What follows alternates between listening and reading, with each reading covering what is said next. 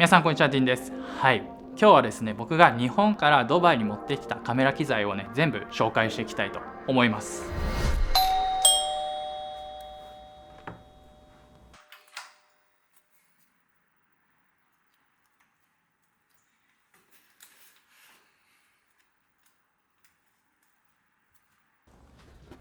よいしょ。Amazon さんから新しい機材が届きました。はい、今回の動画はこの Amazon さんがスポンサーになっているんですけども、はい、この動画のね、概要欄のリンクにストアフロントっていうところに飛べるようなリンクを貼っています。そこにね行くと Amazon のリンクで僕が今回紹介した機材だったりとかそういったものがね全部見れるようにまとめてあるので、ぜひねそこから見てみてください。では早速ねカメラから紹介していきたいと思います。今使ってるこの撮っているカメラが α7S3 っていうものになります。これ使って4年とかそれぐらいになるんじゃないかなと思うんですけど、この S3 が当時出た時にその日に買って、でその次の日ぐらいにウッシーと関西の方に撮影しに行って、でその作品を投稿したんですけども、その時のね作品が結構再生数回って、で後々このソニーさんとのお仕事につながったりとか、そういった、思い出のあるカメラなんですけども、これもずっと今メインカメラとして使っています。でレンズが僕一番お気に入りなのがソニーの 35mmGM レンズになっています。これね軽くてめちゃめちゃ綺麗で、僕 35mm っていう画角が超好きで、S3 の中にアクティブ手ブレ補正というものが入っていて、それを使うと35mm から、50mm ぐらいになったりするんですけども、はい、そういった35mm 画角でも使えたりとか 50mm 画角で使えたりとか、はい、そういった使い方ができたりするので、結構僕はかなり好きなレンズになっています。はい、それ以外のレンズだとこのズームレンズのタムロンさんの2875とか、こういうのもたまに使ったりしますし、それ以外だと今まででお仕事を一緒にしたラオアさんのアナモルフィックレンズっていうのも持ったりしています。これがナノモラフっていうシリーズのものになるんですけど、これ E マウントじゃなくて EF かな、確かマウントになるんですけども、アダプター使ってS3 につけたりとかして、たまに撮影とかしたりして、はい、ちょっと今までのレンズと違う味っていうものを出したいなという時に、こういったアナモルフィックレンズを使ったりとかして撮影しています。でこれがソニーの ZV-E10II、 これも持ってます。はい、これはね本当にたまにしか使わなくて、なんなら彼女にプレゼントしたぐらいのものなんですけども、これでね旅先に行った時にね軽く撮影したりとか、そういった時に使ったりたまにしています。でドローンですね。ドローンはこれも前に一緒にお仕事をさせてもらった DJI さんの Mavic 3 Cine ですね。はい、これをずっと使っています。はい、なかなか最近はこのドローン飛ばす機会というのはね全くないんですけども、このね Mavic 3 Cine はプロレスとか撮れたりするので、かなり綺麗に撮れるし、内蔵の1テラかな、1テラの SSD も入ったりとかして、かなり優秀なドローンになっているので、今はもう Mavic 4 Pro とか出てるのかな確か。はい、のでちょっとね旧モデルになってしまうんですけども、それでもね全然現役でやっていけるようなドローンになっているので、はい、もしね型落ちでもいいという方は Mavic 3 Cine かなりおすすめです。はい、次にモニター周りいきますかね。ホリーランドさんの Mars M1 でしたね。送信機とモニターが一緒になっているような、はい、今ねこのメインのカメラとつながってるんですけども、はい、これがね送信機とこのモニターが一緒になってるっていうのはかなりね良くて、これに惚れ込んで僕今3つ持ってます。今メインカメラにつけてるものと、こうやってねこう YouTube で自分で確認するよう、あとクライアントさんとか、はい、そういった方がいた時にこういった絵になってるよみたいな感じでね見せたりするものもあるので、今3つ所持しています。はい、これねちょっと今送信機のところ壊れて取れちゃってるんですけど、ちゃんと使えます。はい、次にジンバルを紹介していきたいなと思うんですけど、僕が持っているジンバルはこれですね。 RS3 Pro っていう、はい、今はもう4まで出ちゃってるのかなと思うんですけども、それの1個前のモデルの RS3 Pro を僕は使っています。はい、で普段は、そんな大きい現場とかじゃなければこれ単体でね回したりもするんですけども、わりかし大きい現場とかになってきたらモニターをつけなきゃいけないとか送信機をつけなきゃいけないとかね、そういったちょっと拡張性があるようなものを使わないとちょっと、現場がうまく回らないような時もあったりするので、そういった時はねこのチルタのリングですね、はい、これを RS3 Pro につけてこうやって撮影したりしています。はい、次はこのフィルター系ですね。フィルター系をちょっと紹介していきたいなと思うんですけど、僕はいつも ND フィルターは日産の、トゥルーカラー ND かな、そういったものを使っていて、それをね2個3個ぐらい持っています。であと日産のこれがアルーラソフトっていうのも持ったりしています。あと普通に日産のブラックミストフィルターも何個か持っていたりとか、あとは健康さんですね。健康さんから出てるクローズアップレンズみたいな感じになるんですね。これ僕が前のソニーさんのお仕事の時に使用したものになるんですけども、一人称視点とか、そういった時に結構寄らなきゃいけないようなカットだったりとか、今持っているレンズでもうちょっと寄りたいのになとか、そういった時にただラオアの細長いレンズを買うこともちょっと嫌だなみたいな、予算的に厳しいなっていう時はこういったクローズアップレンズとか使ってみると、今持ってるレンズでねさらに寄れたりするのでかなりおすすめです。そんなに高くないのでぜひねこれも試してみてください。はい、それ以外にもこういったねスモールリグから出ているマイクビジュアライズとコラボしたリグというのかな、あったりとかして、こういった感じで左右に分かれたりとかして、で、ここにカメラと対象物を置いてこうやってよくあるような一人称視点のものが簡単に撮れたりするよとか、そういったものもあったりするので、こういったものもねソニーさんのプロモーションの時に使ったりとかしてかなり面白い絵がね撮れるので、こういったねものを使ってみるのもかなりありなんじゃないかなと思います。そんな感じでカメラとカメラ周辺機器は、持っていて、次にマイク系を紹介していきたいと思います。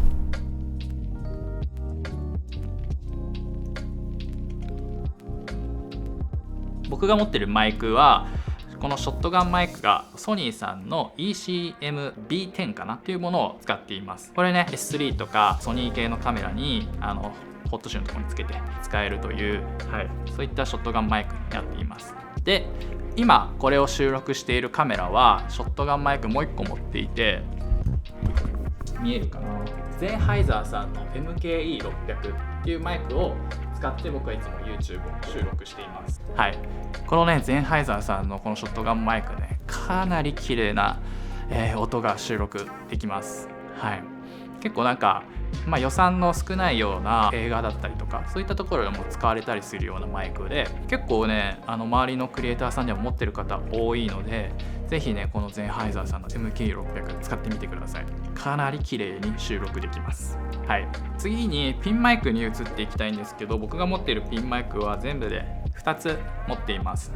ソニーさんの ECM-W2BT というものを持っています。これも端子を使わなくて済むピンマイクになっていて、こっちのね親の方をカメラに上の方につけて、こっちがピンマイクになっていてこういったところにつけたりとか、たまにねVlog の時とか使ったりとかしてるんですけれども、このピンマイク1つを持っていて、もう1つねこのホリーランドさんのラーク M2 っていうものをね持っているんですけども、ちょっとねこれは端子を使わないといけない、ピンマイクになっているので、今のね僕の S3 でちょっと使えないんですよね。かなりねこのピンマイクの部分とか小さくなっていて結構お気に入りだったんですけど、そういったねちょっと僕の S3 の状況があって、今はちょっと使えないような状態です。修理したら、こっちも使っていきたいなと思っています。今このゼンハイザーさんの MKE600 でこのね今綺麗な声の音を収録しているんですけども、それを収録しているレコーダーですね。レコーダーはいつもこの僕は Zoom F3 というものを使って収録しています。これはねかなり小さくてコンパクトでいいんですけども、優秀な音が取れたりするんですよね。32ビットって撮れたりするので、かなりこうわーみたいな、そういった感じで大げさな、なんていうんですか、大きな声を出しても音割れすることなく編集できたりとかするので、はい、これかなり重宝しています。はい、マイク系はそんな感じですかね。そんなにたくさんは持っていなくて、ショットガンマイク2つとピンマイク2つと、はい、そういった感じでいつも、運用をしています。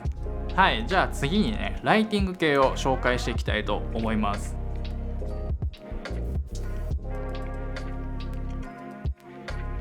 今回ちょっと新しくライティング機材を増やしてみました。はい、それが今ね、僕の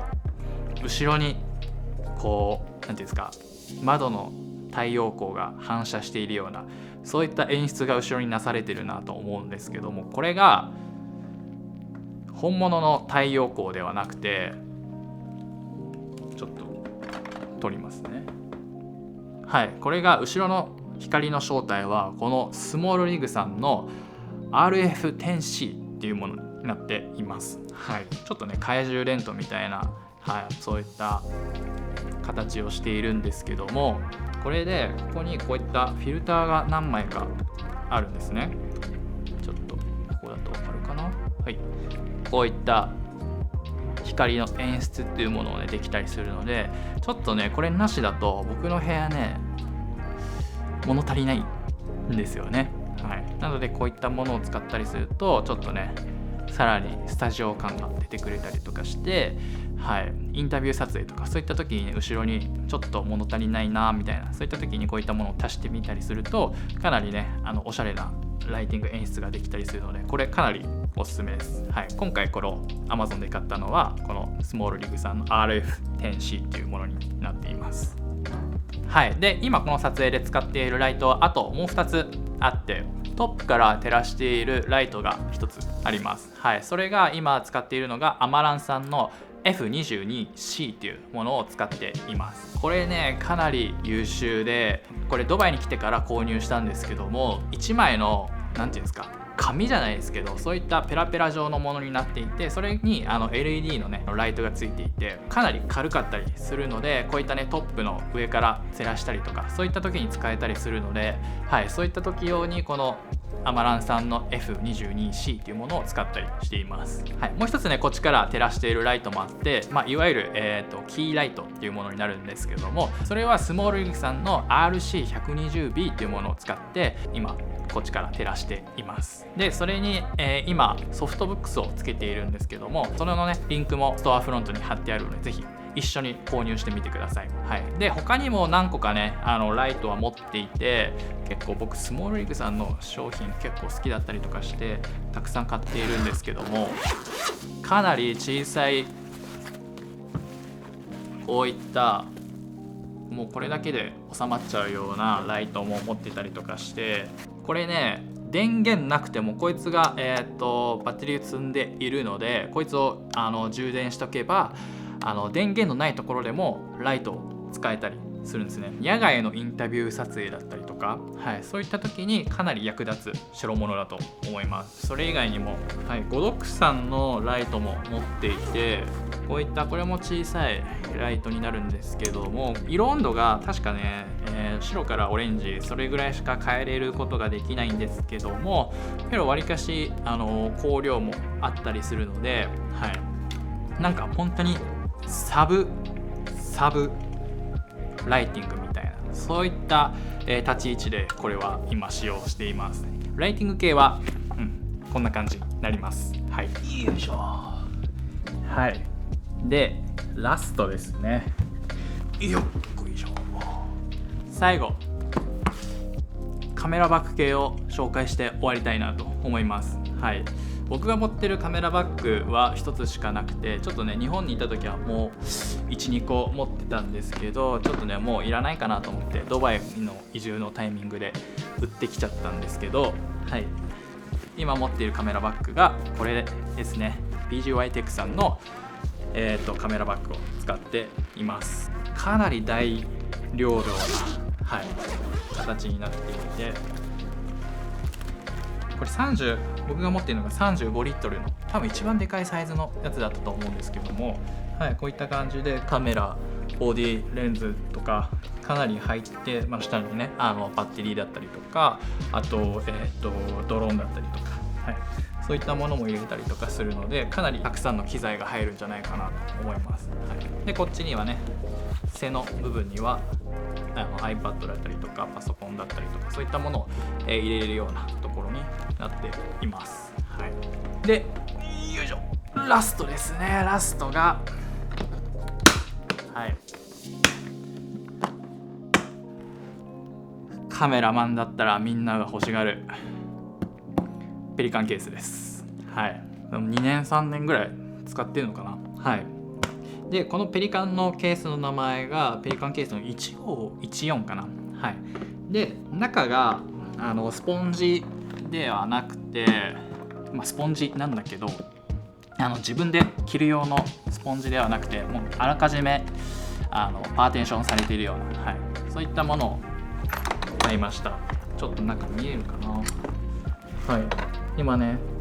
全部取り出しちゃったんでスカスカなんですけど、こういった感じで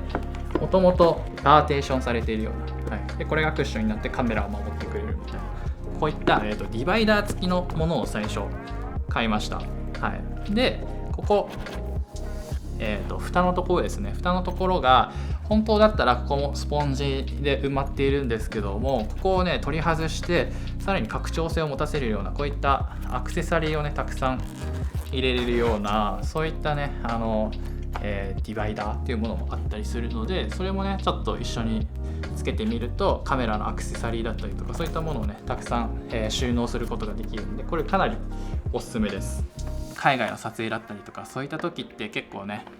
雑に使われたりとかするようなこともあったりするので、ここからねカメラを守るっていう意味でも、これはねかなり投資してもいいんじゃないかなというレベルの、ケースになっているのかなと思います。はい、こんな感じでね今僕が、持っている機材を全部紹介していったんですけども、いかがでしたでしょうか。はい、ちょっとね日本から持ってくるってなるとかなり重たかったりとか数もあったりとかして、送料がねバカにならないぐらい高かったんですけども、それぐらいね価値あるものだと思っているんで、はい、こっちでもねたくさん使用していきたいなと思います。はい、で僕今までこういったねカメラ機材をね紹介したことはあんまりなかったので、多分僕が何を持ってるかっていうのも気になる方たくさんいたのかなと思うので、はい、冒頭で話したようにこの動画のねリンクのところにストアフロントっていうところに行けるので、はい、そこから同じものが購入できたりするので、ぜひそちらから購入だったり気になる方は飛んでみてください。はい、ではこの動画はこれで終わりたいと思います。ありがとうございました。